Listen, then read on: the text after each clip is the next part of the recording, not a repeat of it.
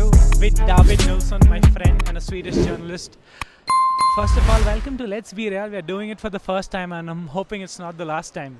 Yeah, thank you very much. I'm really excited to get to talk a bit to you again. It was a while ago since we met and talked about football, so it will be great. Oh, man, definitely. So we'll start off with the Real Madrid performance, man. 2-0 victory. These games are like you have to get the 3 points so that you are in the race. But how did it look like from the stadium? Like, how was that performance like for the team?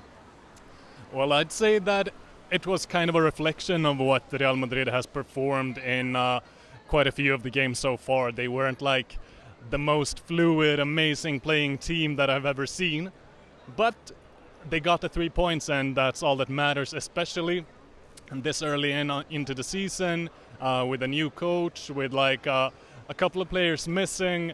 One interesting thing I thought was that Kylian Mbappé, who has been like incredible this season, he was playing in quite a different role. He was like more as a shadow striker, like a bit more behind Gonzalo Garcia, which I don't think it suited him very well. I think that Urco on the Espanyol midfield, until the goal that Mbappé scored, he was almost invisible. So I'm not sure that Xabi Alonso is going to try that again, but I mean, there's a reason he's the coach and I'm not, so we'll see.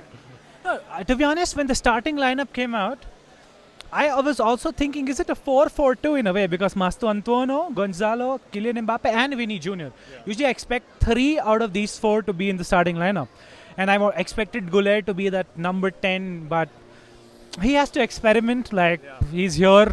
But you know, talking about Xabi Alonso as a coach, last season the fans were crying out for a setup for the team to press, the forwards to be the first line of defense and go for that ball, because we didn't see that under Ancelotti. Early days though for Xabi Alonso, but do you think that his system and its effect can be seen in terms of gameplay? Yeah, I think so. Like, there's been a lot of talk, not least about Kylian Mbappé, and we've all seen like the clip of Luis Enrique trying to get to him while he was still at PSG, and there's been a lot of talk about Kylian Mbappé not being able to press or not wanting to press. But I think we've seen, as you said, early days, but I think we can say already that Xabi Alonso has gotten to him, and I mean, really early days, but I think it's quite clear that Kylian is like, I'm going to get that Ballon d'Or 2026, because he's not even been in contention for this year, and I don't think it suits him to not be in contention. And I think 2 things I have to say here. It doesn't suit him, especially if there is another Frenchman who actually did a lot of pressing to be in contention after winning the Champions League, to be a favorite to win the Ballon d'Or. And also like the fact that Kylian Mbappé had the luxury of doing that, but after your teammate does that, I think the expectations rise up. You know, if that's the difference between a Champions League and a Ballon d'Or, I think Kylian is ready to go all the way. Yeah, no, absolutely. I mean, he has scored now, like counting all competitions, 8 goals in 8 games so far this season. He just looks sharper, he looks better in every way, which is why I was so surprised to see Xabi Alonso moving him ahead of this game, like in this new role. But I mean, you've got to experiment later on in the game when Gonzalo came off. Mbappé, he went like up to the number 9 role once more, and it just felt as he had more energy, like being up top again. So I think he'll continue to be up top for the future. He will continue. And also the goal he scored was brilliant, like one of, like, I think the whole team was given instructions that don't be afraid to shoot outside the box. I remember this one moment with Raul Asensio also took a shot. Vini had a shot that was really like well saved by the Espanyol goalkeeper. But the instructions were set. You know, talking about a player which has surprised me the most so far. Actually, 2 of them. One of them is Carreras. The other is Mastantuono. I didn't expect Mastantuono to basically become such an integral part of the team so early, so fast. especially under the guidance of Xabi Alonso. Yeah, and I think Xabi Alonso has handled that really well because Mastantuono is new in Europe. He comes to like one of the biggest clubs in the world. He's 18 years old, just turned 18. So that's never going to be easy. And I mean, I think that he has had his like highs and lows so far this season, but you can really see that he has the potential. And as you said, he has been playing a lot. What I'm interested in seeing is now that Bellingham has returned, whether Arda Güler will take that like right-hand side spot with Bellingham coming into the middle, meaning less playing time for Mastantuono, or what will happen. I'm not sure, but I agree. Yeah, he's impressed. It's a headache for Xabi Alonso, like we say. But the goal from Militao, we didn't see that coming. We discussed this before we started recording. But when you were in the stadium, did you see that coming? The way he moved, turns, and suddenly shoots. Sounds like, okay, cojones, tío. It's like that. No, it was crazy. I mean, we had seen, I think Espanyol were playing really good. Like they shut down like the central parts of the pitch, meaning that Real Madrid couldn't like come to any clear-cut chances. And Real Madrid, they were trying like starting on the right-hand side, going over to the left, not really getting anywhere. And then Militao just said, well, let me take matters into my own hands, shoot from 30 meters, and I mean, sometimes doesn't even have to be more difficult than that. Just like give it a shot, and it was an amazing goal. It's like you have to take your chance, and you might never know. Militao proved it. Talking about Carreras, last week actually, when we were talking, one of the fans actually told us he's the best signing in Europe this season. And there are a lot of people, you being Swedish, could also contend that there's an Arsenal centre forward who could be in the nomination. There could be a Swedish striker at Liverpool who could be in contention. But since Marcelo left, and Falan Mendy, defensively we have seen he'll do the job. Offensively, it was like Vini just dribble.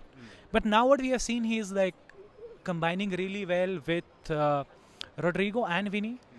And he just looks so content, you know. It's like, I'm there, I'm going to handle it. And last season he proved against Barcelona in the Champions League, the way he played against Lamine Yamal.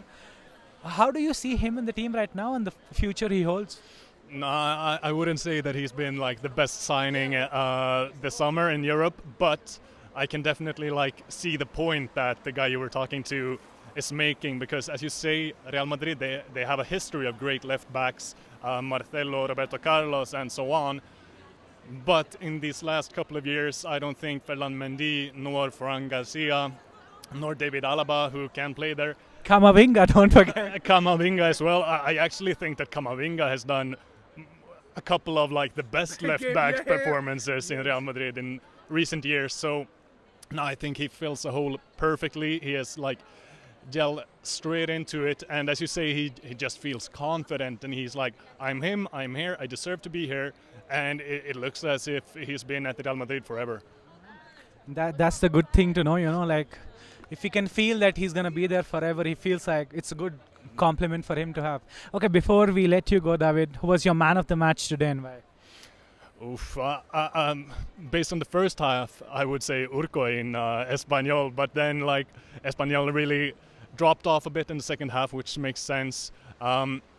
Overall, it's quite hard actually today because I don't think anyone stood out that much. Not even Fede?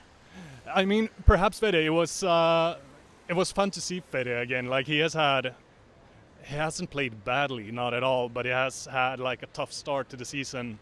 Hasn't been as integral as before. But because he's not playing right back anymore, yeah. or whatever role you ask him. Yeah.